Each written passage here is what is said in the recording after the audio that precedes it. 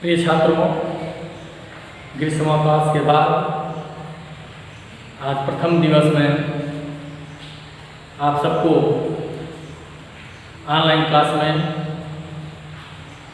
हार्दिक स्वागत है। आज मैं आप सबको जो ग्रीष्मकाल से पहले पढ़ाए थे 4 चैप्टर प्रथम यूनिट का, उसके बाद जो 5वां चैप्टर होता है वंशागत एवं विभिन्नता का सिद्धांत, इसके संदर्भ में कुछ बताना चाहते हैं। उम्मीद है आप पहले के 4 चैप्टर हमने YouTube पर डाला है, उस YouTube से मैं पुनः डाल दूँगा, उसको आप एक बार रिवाइज कर लेंगे। और आज मैं चैप्टर 5 वंशागत एवं विभिन्नता के सिद्धांत के बारे में थोड़ा सा परिचय देना चाहता हूँ। तो आप जानते हैं कोई भी जीव अपने माता पिता के समान होता है, लेकिन माता पिता के से कई गुण मिलने के बाद भी कुछ गुण ऐसे होते हैं जो माता पिता से भिन्न होते हैं। तो जो गुण समान होते हैं वो हेरिडिटरी गुण कहलाते हैं, वंशागत गुण कहलाते हैं, जो एक पीढ़ी से दूसरी पीढ़ी में समान रूप से जाते हैं। और वो गुण जो अपने माता पिता से भिन्न अपने संतानों में दिखाई पड़ते हैं, उनको वेरिएशन कहते हैं, विभिन्नता कहते हैं। तो जो वंशागत एवं विभिन्नता का सिद्धांत है, इसमें 2 बातों का हम अध्ययन करते हैं। एक करते हैं हेरिडिटी और एक करते हैं वेरिएशन। हेरिडिटी का मतलब होता है अनुवांशिक, और वेरिएशन का मतलब होता है विभिन्नताएं या विभिन्नता। तो अनुवांशिक और विभिन्नता, इन दोनों का अध्ययन जो करते हैं वो विज्ञान है जेनेटिक्स, आनुवांशिक विज्ञान है, आनुवांशिक विज्ञान है। तो इस आनुवांशिक विज्ञान में, जेनेटिक्स में, हम हेरिडिटी और वेरिएशन दोनों का अध्ययन करते हैं। अर्थात आनुवांशिक मतलब वे गुण जो अपने माता पिता से सीधे अपनी संतानों में जाते हैं, समान होते हैं, आनुवांशिक गुण हो गए। और वे गुण जो माता पिता से भिन्न होते हैं संतानों में, वो विभिन्नता है। इन दोनों का अध्ययन आनुवांशिकता में करते हैं, जेनेटिक्स में करते हैं। अब यह जो जेनेटिक्स है, इस जेनेटिक्स का फादर, ये ग्रेगर जॉन मेंडल का है, फादर ऑफ जेनेटिक्स है। ये जेनेटिक्स से जन्मदाता है। ऐसा क्या है कि इसके पहले भी बहुत सारे वैज्ञानिकों ने अध्ययन किया था जेनेटिक्स पर और विभिन्नता, लेकिन उनको पूर्ण सफलता नहीं मिली। इनके पहले जो ह्यूगो डिब्रिज हैं, इनके पहले बहुत ऐसे वैज्ञानिक हैं जिन्होंने अध्ययन किया, लेकिन अंततः ग्रेगर जॉन मेंडल को सफलता मिली।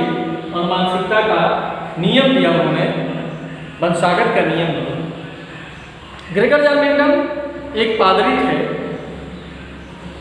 और वो गिरजाघर में पूजा करते थे, प्रार्थना करते थे, लेकिन इनकी सोच वैज्ञानिक थी। और उसी समय वे एक छोटी छोटी मटर की क्यारियाँ बना करके और उसमें उस पर जेनेटिक्स से अध्ययन करते थे। एक पौधे से दूसरे पौधे का क्रॉस कराना, और फिर उनसे जो प्राप्त होते हैं बीज, फिर अगले पीढ़ी में उनको शो करना, बोना, फिर उनसे पौधे प्राप्त करना, ऐसा उन्होंने किया। और ऐसा करने के बाद उन्होंने जो उसका रिजल्ट आया, उस रिजल्ट के आधार पर उन्होंने निष्कर्ष किया, सांख्यिकी आगमन किया और एक नियम दिया जिसको और मानसिकता का मेंडल का नियम कहते हैं, जिसमें 3 नियम है, आगे उसकी चर्चा होगी। अब ये बेगरजर मेंडल ने मटर के पौधे पर अध्ययन किया।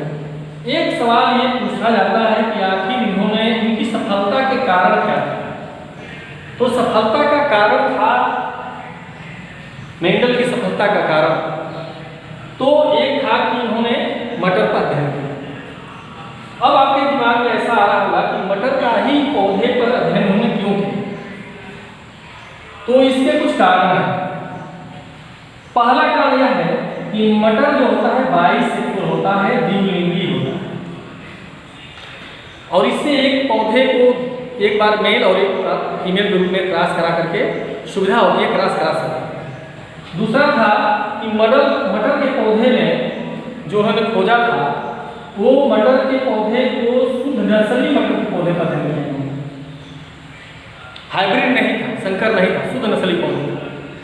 तीसरा इनका सफलता का कारण यह था, मटर के पौधे को उन्होंने चुना क्यों, क्योंकि यह पौधे छोटे होते हैं, सरल होते हैं। एक ये कारण, छोटे पौधे थे, सरल पौधे थे, हैंडलिंग आसान था। तीसरा कारण क्या था मटर पौधे का चयन करने का, तो इनका जीवन काल छोटा होता है, यानी एक साल में 2 या 3 इनकी पीढ़ियों का अध्ययन कर सकते थे, इनका जीवन काल छोटा होता है। एक और कारण क्या था कि मटर के पौधों में कॉन्ट्रास्टिंग कैरेक्टर होता है, विपरीत लक्षण होते हैं। विपरीत लक्षण होने के कारण, जैसे एक मूल जैसा लंबाई है, पौधा लंबा होगा, छोटा होगा, पौधे के पुष्प का रंग लाल होगा तो सफेद होगा, ये विपरीत लक्षण कहा जाता है। इस प्रकार से उन्होंने 7 कैरेक्टर 7 विपरीत लक्षण इन मटर के पौधों में देखा और उसके आधार पर इस पौधे में अध्ययन किया। तो इसके अलावा तो इस मटर के पौधे में द्विलिंगी होना, शुद्धनस्ली होना, छोटा और सरल होना, जीवन काल छोटा होना, इसमें विपरीत लक्षण होना, ये ऐसे लक्षण थे जिसके कारण मटर का इन्होंने चयन किया। अब एक सवाल ऐसा भी होता है कि आखिर ये तो मटर के बारे में होता है कि आखिर मेंडल के पहले भी बहुत सारे वैज्ञानिकों ने अध्ययन किया, लेकिन उनको सफलता क्यों नहीं। तो एक सवाल और पूछता है कि मेंडल की सफलता के कारण क्या है। मेंडल के सफलता के कारण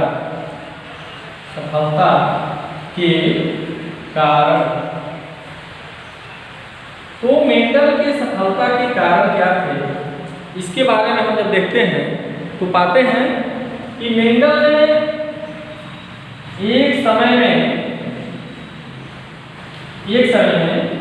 केवल एक ही गुण का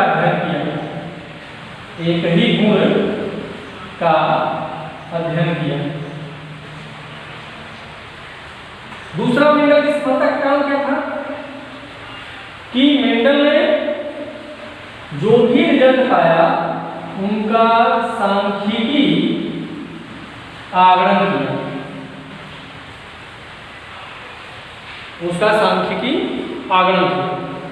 इससे उनका डाटा जो है काफ़ी प्रूफ होता था, काफ़ी उसका निष्कर्ष अच्छा निकलता था, सही निकलता था। तीसरा इनका था क्या कि इन्होंने जो रेसिप्रोकल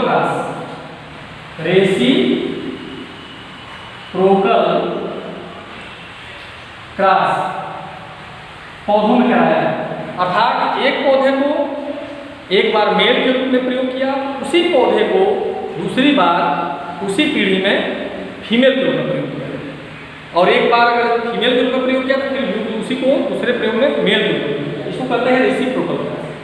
तो मेंडल ने इनके कारण एक समय में केवल एक ही लक्षण का अध्ययन करना, सांख्यिकी आगमन करना, रेसिप्रोकल क्रॉस करना, ये कुछ ऐसे